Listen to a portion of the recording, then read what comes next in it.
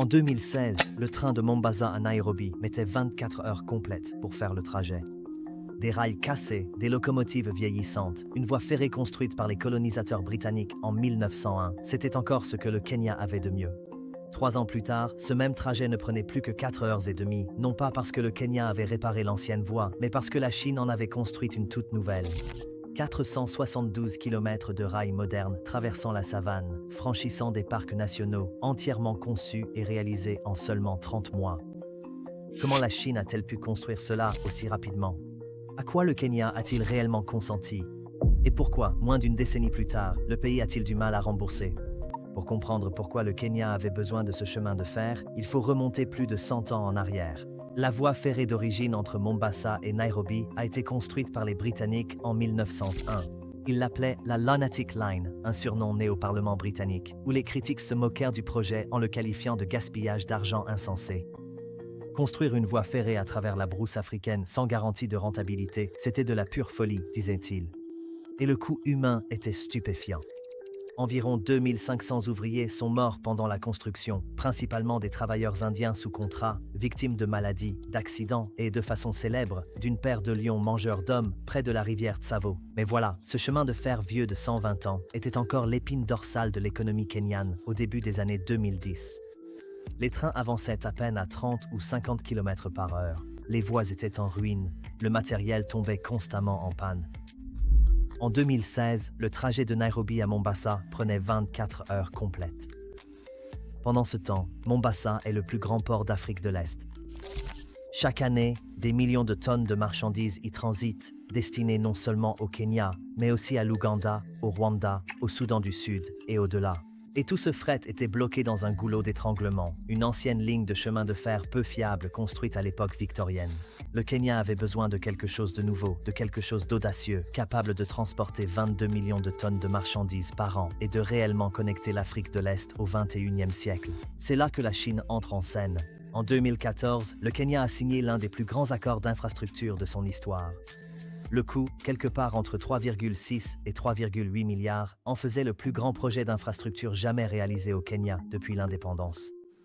L'argent provenait de la Banque d'export-import de Chine, qui a couvert 90% du coût total. Le constructeur était China Road and Bridge Corporation, une immense entreprise chinoise de construction appartenant à l'État. Et l'ensemble du projet s'inscrivait dans la grande stratégie de la Chine, connue sous le nom d'initiative La Ceinture et la Route. Voici comment il faut comprendre l'initiative La Ceinture et la Route. Imaginez la Chine comme l'investisseur en infrastructure le plus ambitieux du monde. L'idée est simple. La Chine construit des routes, des chemins de fer, des ports et des ponts à travers l'Asie, l'Afrique et au-delà. En échange, ces pays font des affaires avec la Chine, achètent des produits chinois et remboursent des prêts chinois. Pour le Kenya, l'accord avait du sens sur le papier. Aucun autre prêteur ne proposait de construire un chemin de fer d'une telle ampleur. La Banque mondiale avait décliné. Les prêteurs occidentaux ne voulaient pas s'en mêler. Mais la Chine a dit oui, immédiatement. La contrepartie, c'est que le Kenya devrait rembourser le prêt sur 20 ans, et s'il ne le pouvait pas, eh bien, nous y reviendrons. Mais d'abord, parlons de la façon dont on construit réellement une voie ferrée de 472 km à partir de zéro. Mettons cela en perspective. 472 km. C'est à peu près la distance de Paris à Zurich ou de Los Angeles à San Francisco, mais au lieu d'autoroute, vous construisez une voie ferrée surélevée. Au lieu de traverser des terres côtières plates, vous franchissez des savanes, des collines, des rivières, des parcs nationaux et certains des terrains géologiquement les plus complexes d'Afrique de l'Est. Au plus fort du chantier, il y avait 25 000 ouvriers kenyans sur place, avec des ingénieurs et chefs de projet chinois dirigeant les travaux techniques. Avant de pouvoir poser un seul rail, il faut que le sol en dessous soit parfaitement solide. Les voies ferrées ne peuvent ni fléchir ni bouger. Même 1 millimètre de mouvement sous la charge de train lourd peut provoquer des déraillements. Des équipes d'ingénieurs ont d'abord mené des études géologiques approfondies, cartographiant chaque variation de type de sol sur l'ensemble du tracé de 472 km.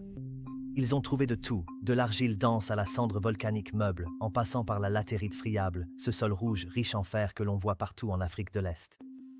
Là où le sol était meuble, ils ont utilisé la compaction dynamique, qui consiste essentiellement à laisser tomber d'énormes masses d'acier depuis des grues pour tasser la terre jusqu'à ce qu'elle devienne assez dense pour supporter le poids des trains. Dans certaines sections, ce processus a dû être répété des dizaines de fois avant que le sol ne réussisse les contrôles de qualité. C'est ici que cela devient extraordinaire. Une partie importante de cette voie ferrée, en particulier près du parc national de Nairobi, a dû être construite en hauteur. Pourquoi ? Parce qu'on ne peut pas installer une voie ferrée au niveau du sol à travers un parc national rempli d'éléphants, de lions et de gnous. Les animaux seraient tués en traversant les rails, ou bien la voie serait constamment bloquée. Les ingénieurs ont donc conçu un système de viaduc surélevé, essentiellement un long pont qui porte la voie ferrée au-dessus du parc.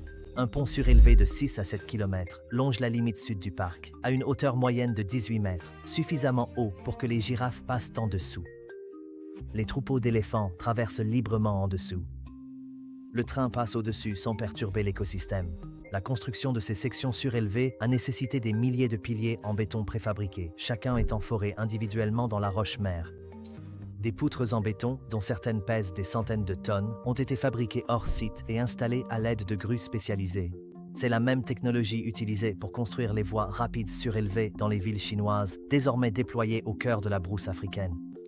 L'itinéraire traverse au total 98 ponts, dont le célèbre Athi River Super Bridge, qui, au moment de son achèvement, était le 6e plus long pont d'Afrique avec ses 2,6 km de long.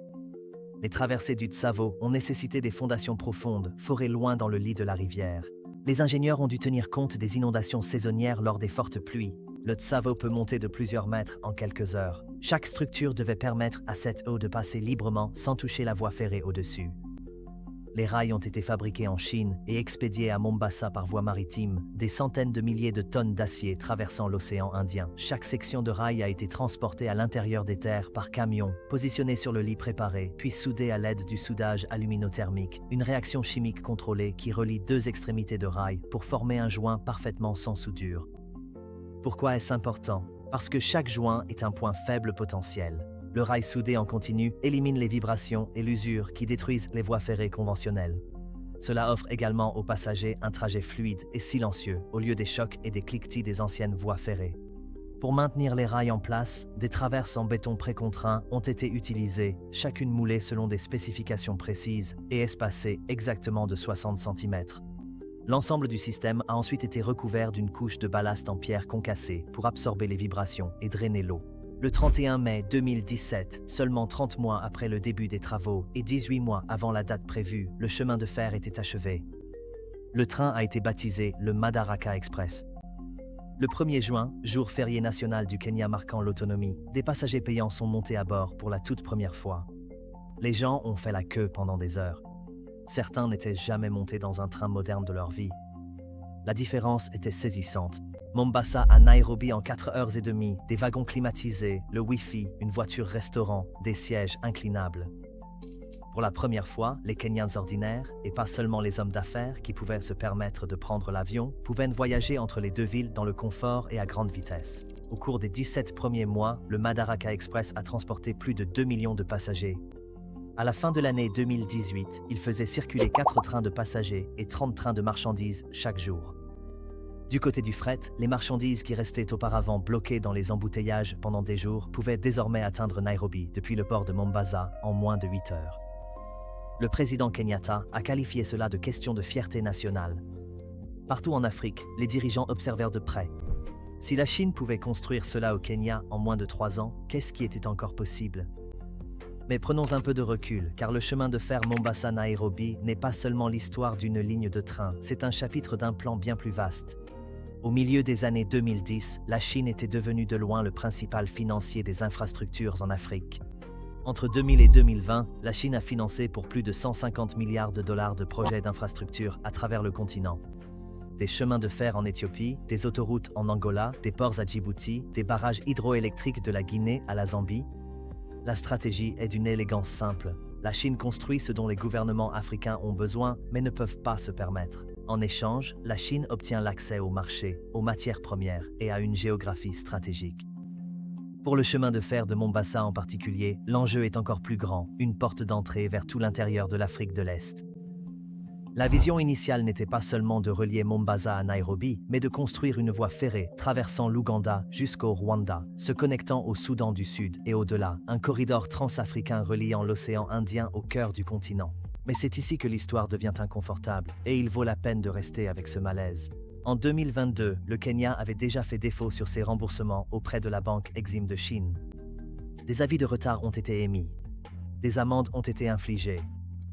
En 2023 et 2024, le Kenya n'avait pas réussi à effectuer des paiements d'une valeur de 167,5 milliards de shillings kenyans, déclenchant ainsi des centaines de millions supplémentaires en intérêts de pénalité.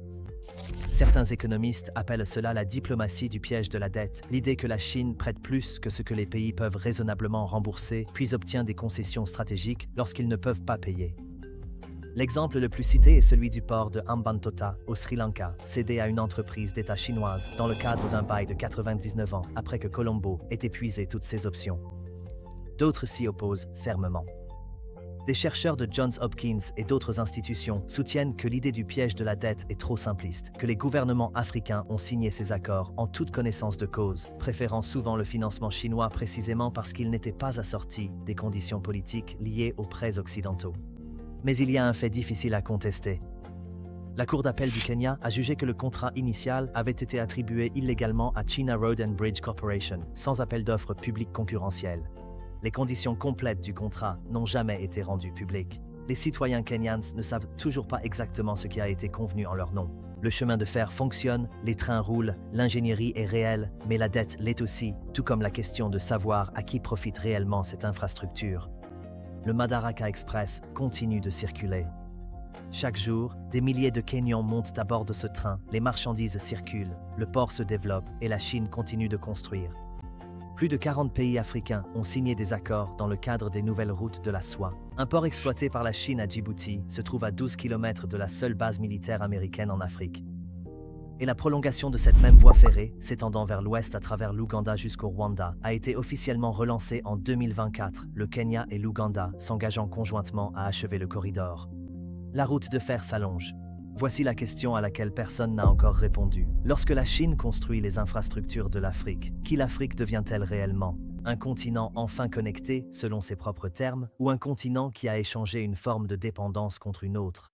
Les rails sont posés, les prêts arrivent à échéance, et le prochain chapitre de cette histoire est déjà en train de s'écrire. Le Kenya n'était que le début.